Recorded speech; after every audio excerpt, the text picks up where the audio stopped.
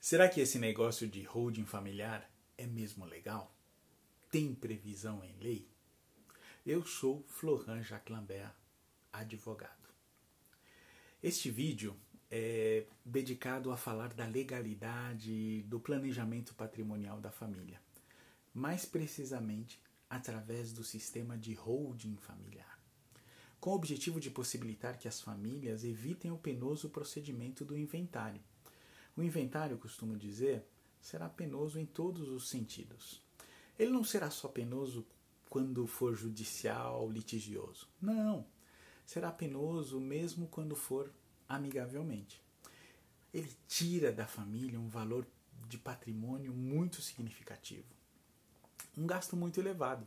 Boa parte das famílias brasileiras nem sabem que existe um caminho para se evitar o inventário. E esse caminho é através de um sistema que todos os bilionários e alguns poucos milionários utilizam, através de uma holding familiar, que funciona nessa nova área do universo jurídico chamada planejamento patrimonial da família.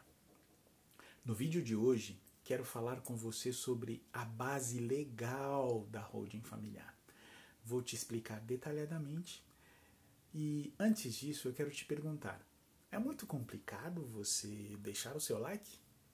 Então, dedo no like, inscreva-se no canal e ative as notificações. E principalmente, que essa informação não pare em você, mas compartilhe este vídeo com amigas, amigos, que também podem ser ajudados a conhecer essa nova área chamada planejamento patrimonial da família.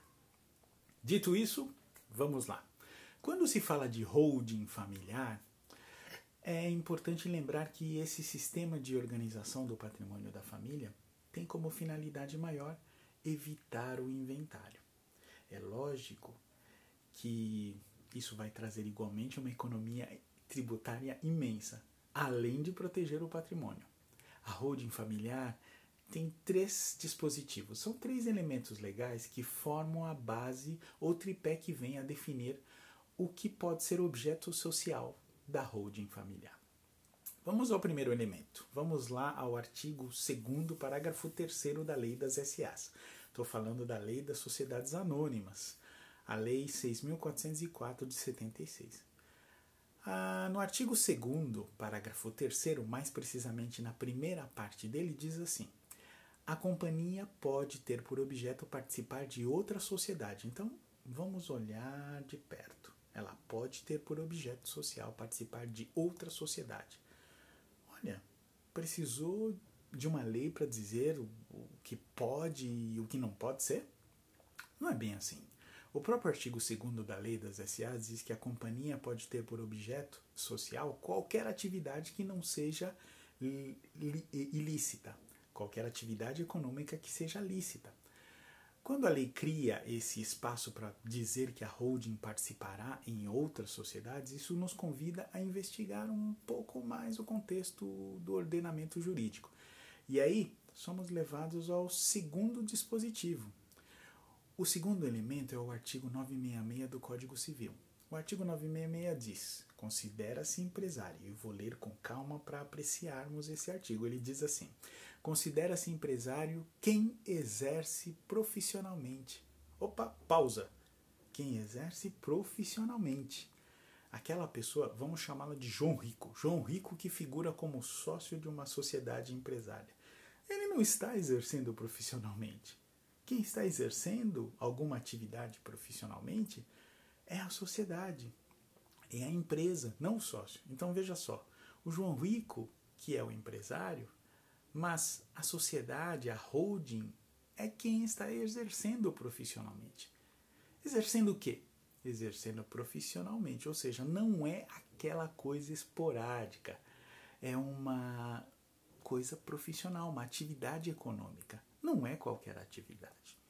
Tem que ser uma atividade econômica. Voltando lá para o primeiro elemento, que é a Lei das SAs, espera aí. A mera participação em uma sociedade não é atividade econômica. Percebeu agora? Vou repetir. A mera participação em uma sociedade não é atividade econômica. Não pode ser. foi necessário ter uma lei dizendo pode ser objeto algo que não é propriamente uma atividade econômica. Vem a lei das SAs e cria a possibilidade de existir no objeto de uma sociedade algo que é não fazer nada. Do ponto de vista profissional, do ponto de vista de uma atividade econômica. E aí, voltando ao artigo 966, atividade econômica organizada para a produção ou circulação de bens ou serviços, portanto, uma atividade ela só vai ser empresária se ela for, primeiro, profissional, segundo, econômica, terceiro, organizada para a circulação de bens ou serviços. E aí não vamos para o terceiro, nós vamos para o terceiro elemento do grupo. O terceiro dispositivo que torna esse tripé que mencionei no começo é o artigo 982, também do Código Civil. O 982 diz: salvo as exceções expressas, considera-se empresária a sociedade que tenha por objeto o exercício de atividade própria do empresário, sujeito a registro. Ou seja, não vai ser empresária aquela sociedade que exerce a atividade econômica mencionada lá no 966. Em outras palavras, quem está fora disso, quem não exerce atividade econômica, não é empresário.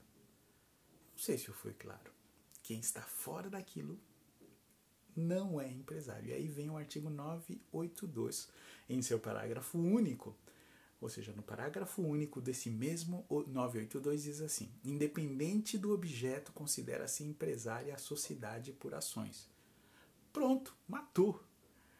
Porque lá na lei das SEs está escrito que companhia é quando você fala em companhia, é sociedade por ações. Qualquer que seja a sociedade por ações, independente do objeto social dela, ela sempre vai ser uma sociedade empresária. Então aqui, nosso tripé está formado e é sustentável. Recapitulando, a lei criou no direito brasileiro a possibilidade de existir uma empresa que não exerce uma atividade econômica, que não exerce atividade nenhuma. Mas quem tem o objeto social, quem fala em ter por objeto, significa a vontade de realizar e não necessariamente a realização.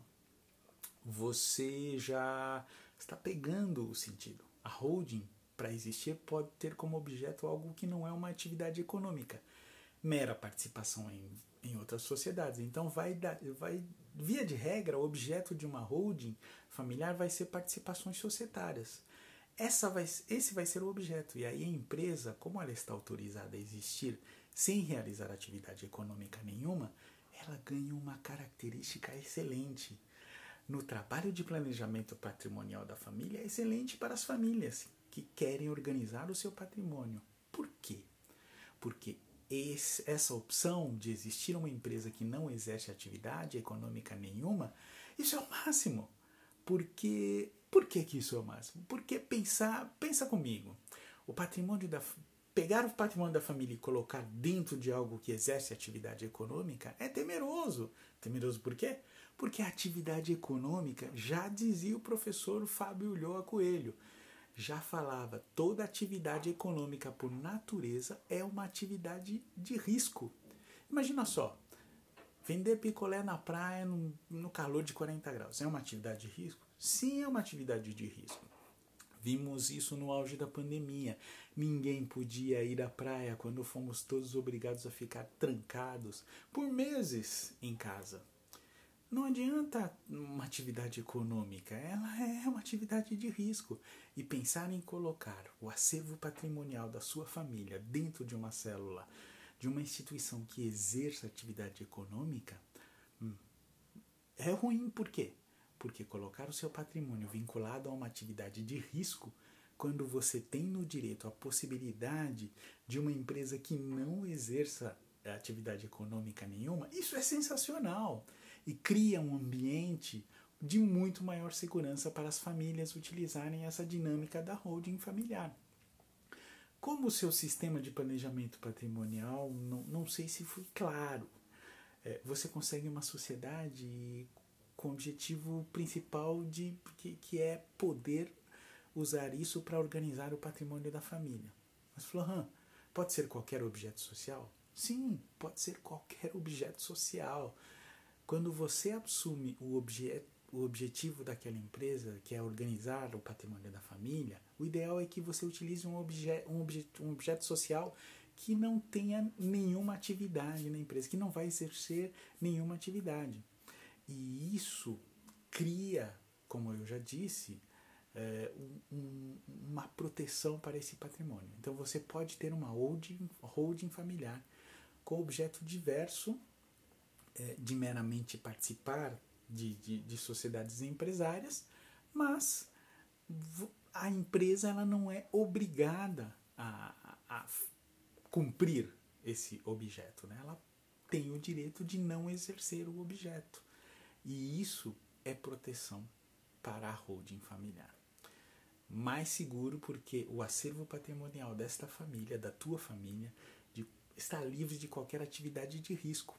Beleza? Fico por aqui. Eu sei que este vídeo foi cheio de conceitos sobre holding familiar para uma compreensão desse mecanismo maravilhoso que é a holding familiar. Espero ter sido claro o suficiente para te ajudar a assimilar bem os conceitos que compartilhei. Você agora já sabe mais do que a maioria dos advogados. É muito trabalho você se inscrever no canal? Ou é muito trabalho você compartilhar o vídeo com seus amigos que também podem estar à procura de informação sobre planejamento patrimonial e da família? Então, faça isso, compartilhe. Eu te encontro no próximo vídeo. Eu sou Florent Jacques Lambert, seu amigo advogado. Abração!